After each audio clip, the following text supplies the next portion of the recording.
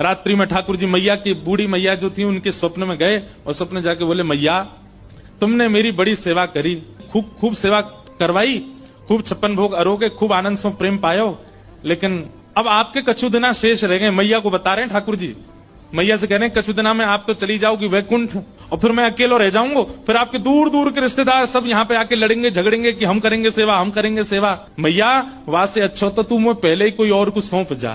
तो मैया ने स्वप्न में ही पूछा, जय जय कौन है, कौन ऐसा सुहागन है जिससे आप अपनी सेवा कराना चाहते हैं? तब ठाकुर जी बोले, मैया एक बाबा तो भिक्षा ले हुए आवे, सनातन बाबा, वही को तुम मोए पधरा दे, मैं वही के पास ही अपनी सेवा करवाऊंगा। मैया पहले तो बहुत रोई, बोले मेरी सेवा में कोई कमी है ठाकुर जी? अगले दिन मैया ने श्रृंगार किया, भोग लगाया, इतने में बाहर सनातन गोस्वामी आ गए थे भिक्षा लेने।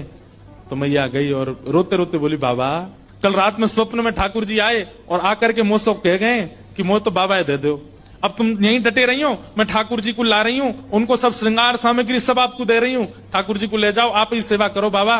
सनातन गोस्वामी बोले, मैया मैया रुको रुको रुको रुको, हमको श्रृंगार करना नहीं आता, हम केवल नाम जप करना जानते हैं, राधे कृष्ण कृष्ण कृष्ण राधे राधे, 20 घंटा यही करवाओ हमसे।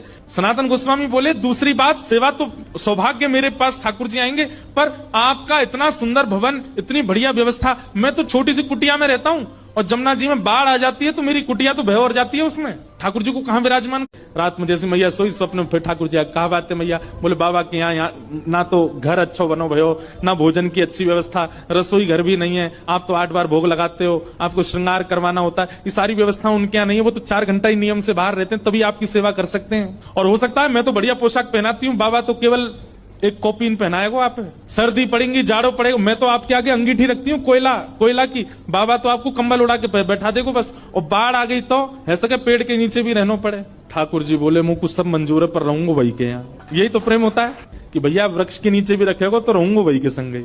दूसरे दिन मैया के यहाँ जैसे सनातन गोस्वामी आए, मैया तो अपने ठाकुर जी गोद में लेके आई, बोले बाबा आपकी सारी शर्तें हमारे ठाकुर जी को मंजूर है, रहेंगे। अब तो महाराज नमक लेकर के गए, जाकर के आटा बोर के ठाकुर जी को पवायो, 4 दिन 5 दिन तक ठाकुर जी बढ़िया, अब तो टिक्कर में नमक है पाते हैं। 4-5 दिन बाद ठाकुर जी फिरते ध्यान में आ गए और खांसते भय आए।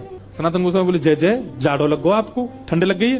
नहीं जाड़ा ठंड तो नहीं लगी है, पर भैया देखो बहुत बढ़िया लग रहा है, हमको कोई दिक्कत नहीं, हम बहुत प्रसन्न है, 24 घंटा में एक बार भोजन मिलता है, प्योर डाइटिंग चल रही है हमारी।